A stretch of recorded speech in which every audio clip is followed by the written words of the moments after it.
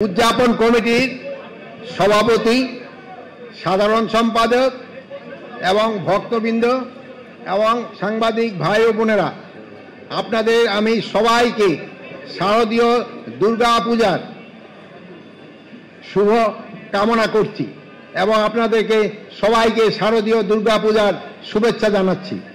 আপনারা জানেন বাংলাদেশের ভিতর এই মণ্ডপ মানে সবচেয়ে বড় এবং এখানে গতবারও আমি এসেছিলাম।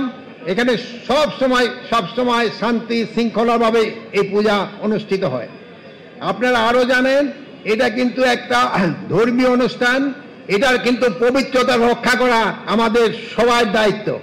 আপনারা সবাই এটার পবিত্রতা রক্ষা করবেন এবং এই ধর্মীয় ভাব গাম্ভীর্যের ভাবে যেন এটা সম্পাদন করা যায়, এটা আপনারা সবাই চেষ্টা করবেন। আরেকটা হলো এখানে পর্যাপ্ত সংখ্যক আইন শৃঙ্খলা বাহিনী নিয়োগ করা হয়েছে। এখানে পুলিশ আছেন, আনসার আছে, সশস্ত্র বাহিনী আছে, তারপরে আপনার মহিলাদের মন্ত্রণালয় থেকে আমাদের স্বেচ্ছাসেবক আছেন, সবচেয়ে বেশি আছেন আমাদের পূজা কমিটির স্বেচ্ছাসেবক। তারা কিন্তু দিন রাতই এটা আপনাদের বিভিন্ন কাজে সহায়তা করতেছেন এবং এটার আইন শৃঙ্খলার জন্য ঠিক থাকে এটা সহায়তা করে যাচ্ছেন। তবে আপনারা জানেন যে চিটাগাঙে স্পেশালি খাগড়াছড়ি এবং গুইমারাকে একটা ঘটনা ঘটছে। এই ঘটনাটা ঘটার উদ্দেশ্য ছিল যেন এই পূজাটা শান্তিপূর্ণভাবে যেন না হতে পারে। কিছু সংখ্যক সন্ত্রাসী চেষ্টা করছিল যেন এই পূজাটা ভালোভাবে না হয়, কিন্তু সেই সন্ত্রাসীদের যে কর্মকাণ্ড এটা কিন্তু প্রতিহত করে দেওয়া হয়েছে এবং পাহাড়েও পূজা ভালোভাবে হচ্ছে। এই সন্ত্রাসীদের থেকে আপনারা সবাই চেষ্টা করবেন আমাদের এই পূজাটা যেন ভালোভাবে হতে পারে।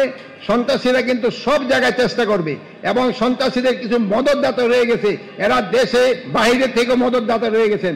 এই মদতদাতাদের থেকেও আপনারা তাদের এই যে একটা খারাপ ইচ্ছা এটা আপনারা কিন্তু দূর করে দিতে পারবেন। আর আপনারা সাংবাদিক ভাইয়েরা আপনারা সব সময় সত্যি সংবাদ প্রচার করেন, সত্যি সংবাদ প্রচার করবেন, যেন কেউ যদি কোনো অসত্য সংবাদ দেয় ওটা যেন কি বলে বন্ধ হয়ে যায় তার, আর ওটা যেন তারা প্রকাশও করতে না পারে। আর কোনো কিছু সংবাদ ভাইয়েরা বলছে যাচাই না করে আপনারা দিবেন না। একটা কিন্তু নতুন অ্যাপও করা হয়েছে, আপনাকে যদি কোনো কিছু থাকে ভাইদের সাথে আছে, ভাইরাও কিন্তু অ্যাপের সাথে সম্পৃক্ত, তারা আপনাদের সঠিক সংবাদটা দিতে পারবে।